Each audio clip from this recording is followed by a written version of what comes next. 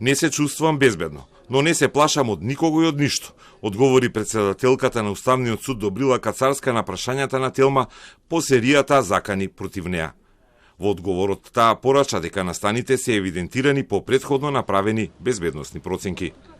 Со оглед на зачестеноста на некои настани ќе кажам дека не се чувствувам безбедно, но ќе порачам дека не се плашам од никого и од ништо, затоа што зад мене имам 37 годишна, честна и професионална работа, како судија во Кривичниот и во Уставниот суд. За конкретните случаи оставам на надлежните да ја вршат својата работа. За вашето прашање околу политички притисок нема да коментирам, но сметам дека секој треба со голема одговорност да ја сваќа својата улога во општеството и да се внимава каков наратив наметнува во јавноста.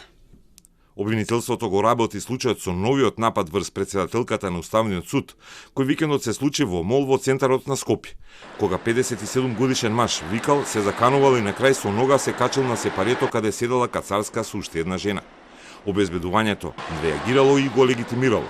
Насилниот маж од Богданци потоа завршил во полициска станица, а по првичната информација од МВР дека станува збор за пријава за дело за грозување на сигурност, с денеска велат дека се е во рацете на обвинителството.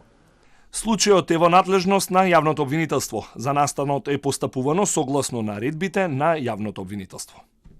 Од обвинителството не даваат детали, туку известија дека надлежниот јавен обвинител постапува и дека се издадени насоки за постапување до МВР. За неколку дена ова е втор случај во кој жртва на закани е председателката на Уставниот суд Добрила Кацарска, откако минатата среда пред нејзиното паркинг место во подземна гаража беа откриени чаршаф, заглави од кревет и нож забиен во прекинувач за светло. 57 годишниот маж од Богданци се бранел дека не се заканувал, туку упатил пораки за одговорност кон судиката. Напаѓачот, ден после изборите, на Facebook профилот напишал и дека следува време за одговорност, каде меѓу неколкуто имиња го ставили името на Кацарска. Од обвинителството не откриваат дали и ова Facebook листа на пријавениот е дел од сегашната истрага.